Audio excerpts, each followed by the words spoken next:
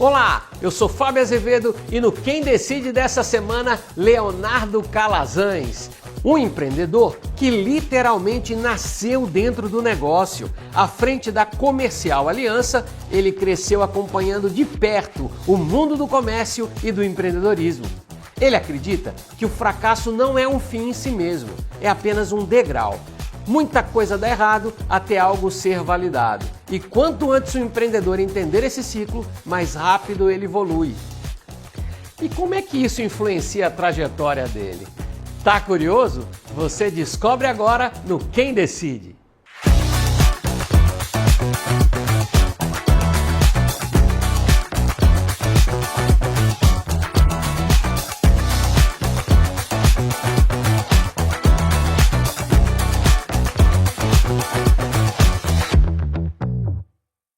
E aqui está ele, Leonardo Calazans. Muito obrigado por fazer parte do nosso Quem Decide hoje. Eu que agradeço.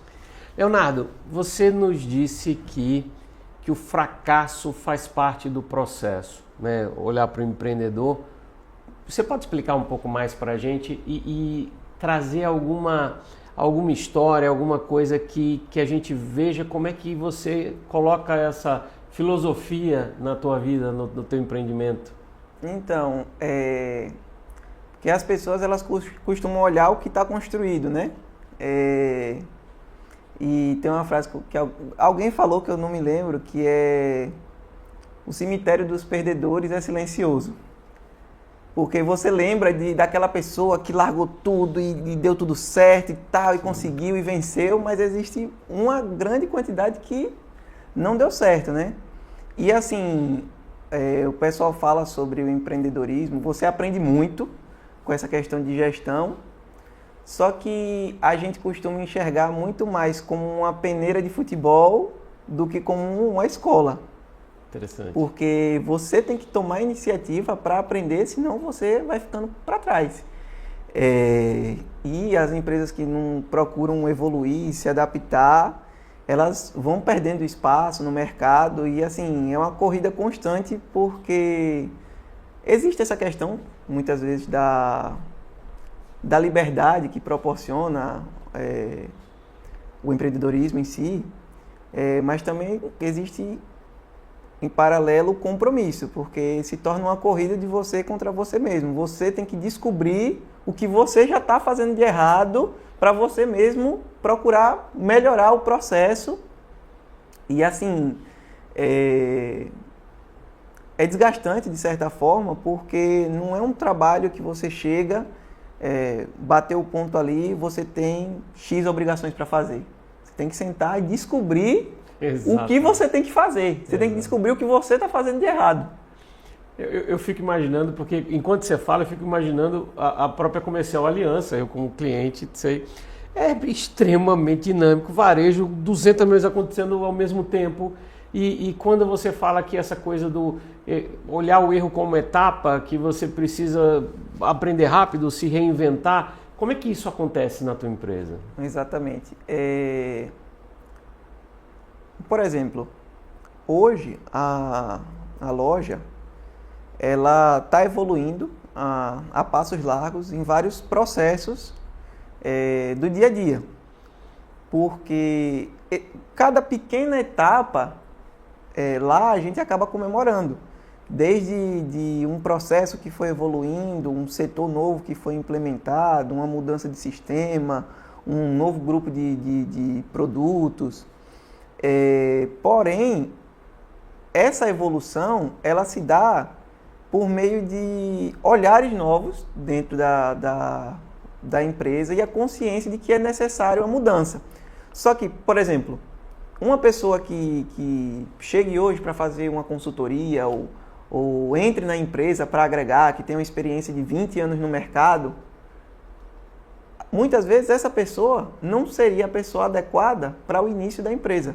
Que para sair do ponto A para o ponto B, você precisa de uma série de conhecimentos, de uma série de competências, que muitas vezes, se você continuar fazendo a mesma coisa, aquilo vai te levar para a ruína. Para você passar do ponto B para o ponto C, já vai ser necessário uma nova visão. E até mesmo, se você tentar fazer a mesma coisa que você fez 20 anos atrás, ela pode não dar certo. Sim. E essa questão do fracasso é justamente isso. Pode ser que uma pessoa que hoje leve uma empresa, dobre, triplique o faturamento dela, ela não tenha a expertise para tirar uma empresa do zero. E assim, muito provavelmente, se ela tentasse, existe a possibilidade de dar tudo certo, tudo perfeito. Só que o que acontece na maioria dos casos é você fracassar de alguma forma. Seja, não necessariamente falindo a empresa, mas um termo que o pessoal usa muito é sobre validação Sim. de negócio, validação Sim. de estratégia. Por quê? Porque ninguém nasce sabendo de tudo, ninguém tem bola de cristal. Então, assim, sobre fracasso subir um produto e ele não deu certo. Comprei um estoque para 1 ano e ele ficou encalhado. E às vezes tentei montar um setor novo, tentei montar uma empresa nova e às vezes você não acertou. Você pode não ter acertado pela estrutura comercial, o produto em si, a empresa em si, o serviço em si tinha fit com o mercado, tinha potencial, tinha público, mas você não acertou na sua estrutura comercial. Ou o contrário, você tem a base comercial, mas aquele produto não é para aquele público, não é para aquela cidade, não é para aquela região. Então, assim, e pode ser que pessoas muito boas tentem e não dê certo. Por isso que existe essa questão de validação de mercado. Então, você tem que entender que você fazer uma tentativa e ela não dar certo é parte do processo. Muitas empresas fracassam não foi porque erraram, foi porque fizeram a coisa certa durante muito tempo, do que tempo demais. E não acompanhou a flexibilidade do mercado, né? Não foi resiliente, não foi flexível. E uma coisa que eu queria comentar com você, que é a seguinte, o Leonardo, a gente conversando antes, ele me falou, não, mas minha mãe começou a Comercial Aliança e atendia os clientes comigo no carrinho. Então, assim, você nasceu já empreendedor, né? Exatamente. Conta essa história. Ela começou a loja vendendo coleira de cachorro, válvula de gás, num tapete no chão mesmo. Aí depois foi para o mercado municipal, montou a loja. Aí em 2009, se eu não me engano, teve o incêndio da loja, que a loja pegou fogo, destruiu completamente. Aí foi para Carlos Bulamarque, onde é ali o Shopbox hoje. Sim. Aí, se eu não me engano, se não me falha a memória, em 2016 foi para onde é hoje. E ali era um galpão pequeno que foram comprando as casas aos poucos e foi construindo e foi evoluindo passo a passo. E assim, lá no centro, todo mundo que trabalha, que convive, conhece minha mãe, de alguma forma. E assim, desde que eu tinha, acho que 12 anos, minhas férias eram lá dentro. E por um período, eu acabei estudando em Santa Catarina, uma temporada, depois eu retornei, de lá para cá, é lá 100% do tempo. E assim, ela tem muita história para contar, realmente. Eu estou dando 0,01% do que ela tem para contar. Só que muitas vezes ela me coloca na frente porque acaba que até as histórias dela mesmo eu consigo expressar de uma forma Sim. diferente do que ela falaria aqui. Até hoje ela me contando as coisas, ela mesmo não tem consciência do quão impressionante, do quão resiliente é aquilo que ela está fazendo. Sem dúvida. Ela, inclusive, já recebeu até um prêmio de cidadã aracajuana na Assembleia dos Vereadores, porque ela é de Itabuna, na Bahia. Então, ela veio para cá e praticamente o período que ela veio para cá, como doméstica, depois de um tempo, ela começou a trabalhar e cresceu e hoje é o que é. Que na sua visão, você como filho acompanhando, porque assim, é uma extraordinária essa história, né? Você vê, bom, doméstica, vendia as coisas no chão, foi para o mercado, montou a primeira loja, montou a segunda loja. Para você, o que é que explica essa evolução? Porque passa por muitas áreas, né? Passa por uma visão de querer crescer, querer dar certo, passa por um desenvolvimento de competências, porque não adianta, pô, eu posso ser o melhor do mundo ali, mas, pô, para eu gerenciar, para eu crescer, eu preciso ter outras competências. O próprio Leonardo aqui, quando chegou antes, estava resolvendo 1000 coisas no telefone que não para. O que, na sua opinião, o que é que explica essa ascensão? Deus, primeiramente, né? E assim, eu, de certa forma, eu tento falar com ela, porque às vezes ela não tem consciência do quanto ela trabalha. Você faz uma aposta, você faz um investimento, você toma uma decisão que, assim, bicho, eu tô com medo, tô querendo criar coragem, e às vezes a coragem não vem e você vai com medo e vai do jeito que tá, e se der errado, você fica com sua consciência limpa de que você tentou, de que você buscou. Os processos, eles estão definidos e as pessoas batem o olho, sempre foi assim. Depois que a obra está pronta, é fácil dizer como é que ela foi construída. Sim. Só que no momento em que você está criando a estrutura, você está construindo a empresa, você está modelando o processo, você está trabalhando cliente por cliente, e assim, o fato de ter tanto trabalho, tanta dedicação envolvida, criou uma cultura lá dentro da empresa de, assim, o vendedor não perder venda. Não perder venda não quer dizer que ele vai empurrar o que o cliente não precisa, não. Sim. Mas assim, se estiver no alcance do vendedor, o cliente quer uma tinta que ele não está encontrando em lugar nenhum, o vendedor vai dar jeito de tirar a tinta da parede para entregar ao cliente. Porque tem gente que chega hoje e vê a loja movimentada, tal, e às vezes não valoriza o cliente. Não valoriza aquele cliente que entrou naquele momento, que está querendo aquele produto. Sim. Só que ao longo de mais de 20 anos de história, principalmente os mais antigos que viveram realmente dentro dessa cultura, eles entendem que cada cliente que entrou é uma vitória, é uma pessoa que acreditou em você, que está disposta a pegar o dinheiro dela e entregar para você para comprar aquela mercadoria. É uma luta muito grande porque o tempo vai passando e os modelos de marketing, de gestão, eles vão evoluindo, né? Antes, nos anos 80, 90, a empresa pegava um avião para Brasília para discutir o tabelamento de preço, para pedir para aumentar o preço dos produtos, porque a margem dela estava apertada.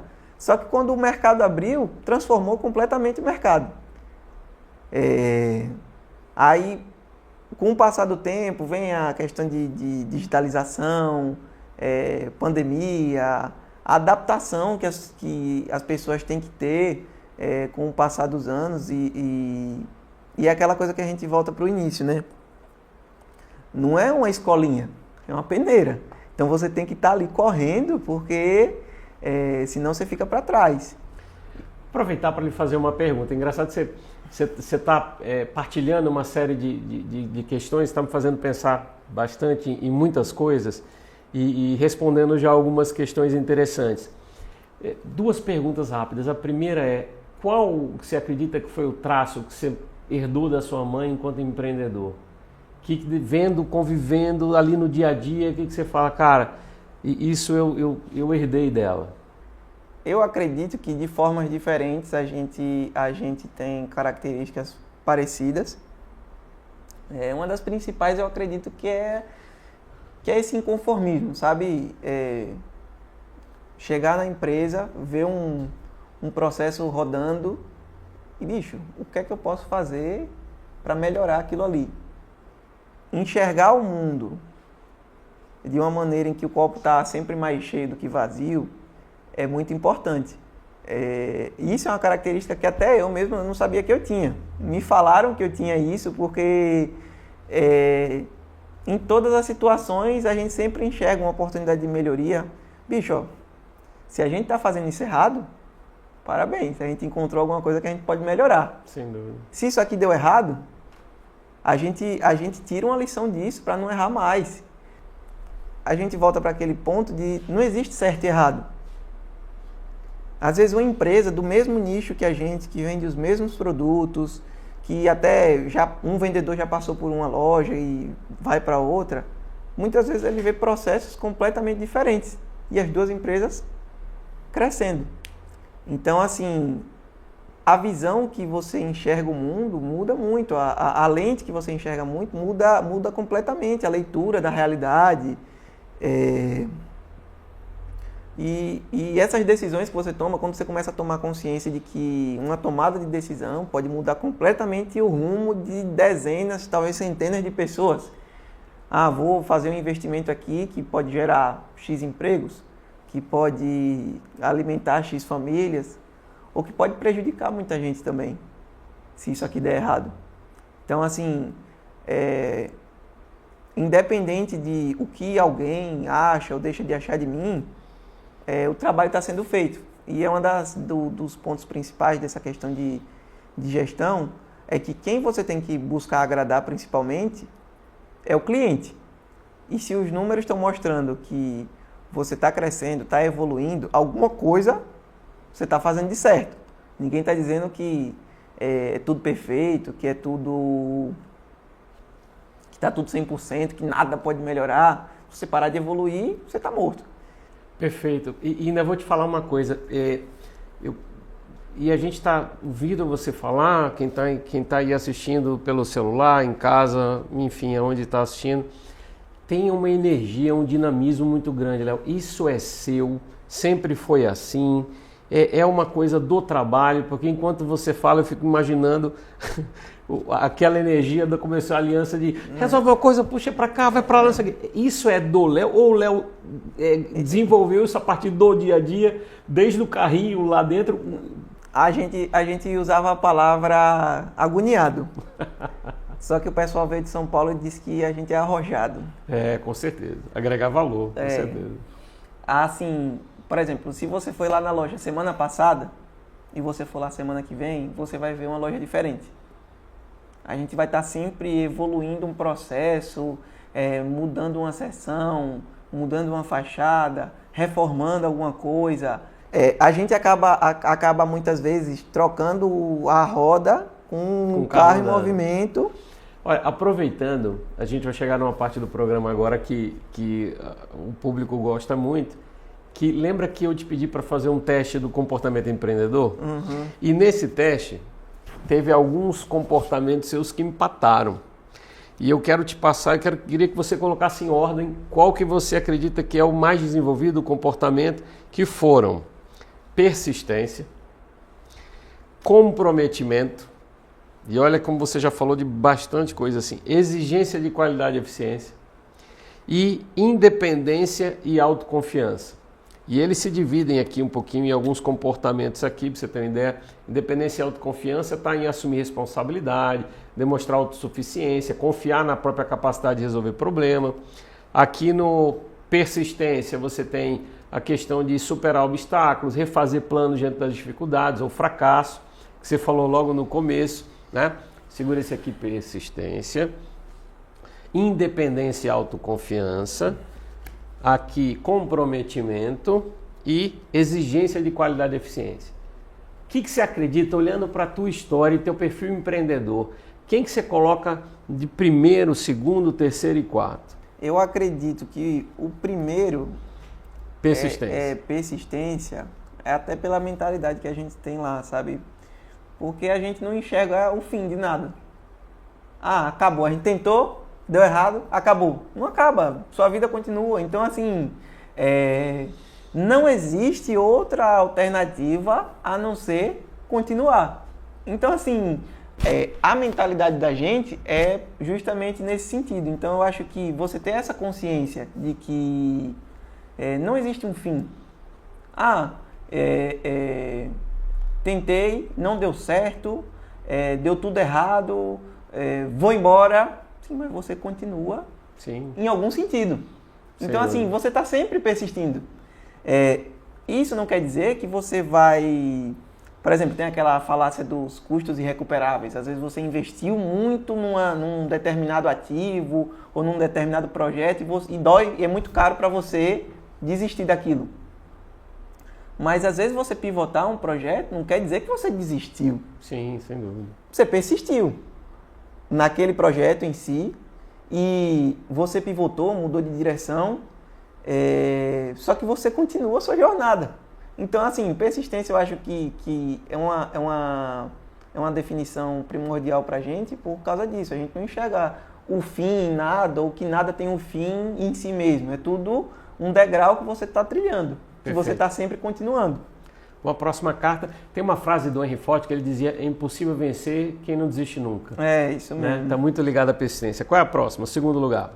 Eu acredito que tem que ser independência e autoconfiança. Principalmente porque existe uma linha tênue entre autoconfiança e a arrogância, né? Sem dúvida. Muitas vezes você não enxerga o potencial que existe dentro de você e você perde alguma oportunidade por causa disso. Sim. Você tem que acreditar em você. Só que você não é melhor que ninguém. Aquilo que eu estava falando era justamente sobre isso. Esse programa aqui hoje é sobre gestão, empreendedorismo. Talvez se o seu programa fosse sobre desenho, sobre culinária, eu não ia agregar em nada. Então, assim... Ou quem sabe, né? Então, porque existem pessoas com competências diferentes e não é porque um é mais inteligente que o outro, não, é porque existe um tempo limitado que você consegue dedicar a alguma coisa. Se eu passei boa parte da minha vida tocando um determinado instrumento, estudando música, eu vou saber muito mais, vou ter muito mais profundidade de conteúdo sobre aquilo do que sobre, vamos supor, uma culinária. Sim. Então, as pessoas no dia a dia elas vão ter perfis diferentes. E cabe a gente, uma das tarefas mais importantes, principalmente conseguir encontrar esses potenciais e incentivar e capacitar, motivar para essas pessoas a explorarem a capacidade delas. E como é que eu posso dizer? Entender que qualquer pessoa pode chegar em qualquer lugar. Só que você tem que encontrar a pessoa certa que se adapta ao que você está precisando naquele momento. Esse é o maior desafio que você vive hoje enquanto empreendedor? Eu acredito que sim, porque numa contratação ou no dia a dia da empresa, não vem escrito na testa que aquela pessoa vai se dedicar ou não, perfeito, ou qual a mentalidade que aquela pessoa tem ou não. É muito... Existe a metodologia, claro, e o acompanhamento, só que muitas vezes você vai contratar X pessoas e metade não vai dar certo. Não vai dar certo porque aquela pessoa é incompetente ou algo do gênero. Não, ela não se adaptou naquele modelo de negócio, sim, naquela empresa, naquela cultura. Quem aprende nunca erra, né? Então, justamente. E assim, é aquela coisa, entender que às vezes você vai contratar uma pessoa que você achava que ia detonar e não dá certo, porque às vezes ela não encaixou na cultura da empresa. Como eu estava conversando com o pessoal, um dos trabalhos mais ingratos que tem é, por exemplo, da área de TI. Você monta a infraestrutura com contingência, com 2, 3 internet, monta uma rede toda no padrão, monta uma fonte de energia autossustentável, no break e tal, toda uma infraestrutura, mas o pessoal só vai lembrar de você, que você existe, na hora que isso tudo der errado e der um apagão. Aí o pessoal lembra que você existe. Sim. Enquanto isso, ninguém sabe nem onde você está, ninguém sabe que você faz nada, ninguém enxerga o seu trabalho. Nem o pessoal chega às vezes pra gente, rapaz, do nada mudou o sistema, do nada reformou a empresa, do nada vocês começaram a trabalhar com tais tipo de produto. Foi do nada, assim, eu acordei um dia e comecei, e surgiu, sabe? Porque muitas vezes as pessoas não enxergam o trabalho que existe por trás, né, para fazer as coisas acontecerem. Então, assim, essa cobrança você tem que estar sempre buscando o conhecimento, buscando de forma autônoma como resolver o problema da melhor forma, porque mesmo que você encontre alguém que te ajuda, e existem diversas pessoas que se dedicam muito para fazer a empresa funcionar do jeito que funciona. Leonardo, me fala uma coisa, você está com quantos anos hoje? 25. Cara, é muita bagagem para 25 anos, bicho, pelo amor de Deus, cara, é um MBA que a gente está fazendo aqui, pelo amor de Deus. Me fala, próxima carta, que carta que a gente tem? Já falamos de... Que ordem que você colocou? O que falta agora? Olha, sobrou comprometimento e exigência de qualidade e eficiência. Tá. E é aquilo que a gente estava falando. A gente não é perfeito, mas a gente é comprometido. A gente está, assim, acho que Réveillon, 10h30 da noite, a gente estava assinando contrato de coisa que a gente estava planejando fazer. Então, existe esse comprometimento acima de tudo. E, por vezes, as coisas não são feitas da maneira que deveria ser. De uma maneira perfeita, excepcional. Existe um 80-20 que, bicho, dá para tocar o projeto desse jeito, vai assim mesmo, porque senão, se a gente quiser deixar tudo 100% perfeitinho, redondinho, azeitado, não anda. Exato. E muitas vezes você só descobre como é aquela suposta perfeição, como seria esse processo perfeito na rotina, no dia a dia. Leonardo, me fala uma coisa, se você tivesse agora terminado de escrever um livro, sabe, desde a sua história, do carrinho a tudo que você viveu, aprendeu, estudou, sobre a tua história empreendedora, qual seria o título? No futuro tem que existir um livro, principalmente da trajetória da minha mãe. Eu nunca parei para pensar algo nesse sentido. É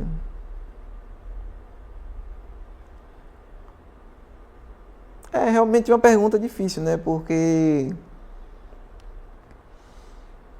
Qual é o nome da sua mãe? Marcilene. Marcilene.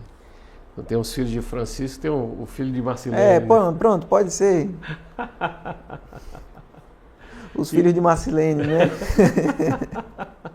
Muito bem, muito bem.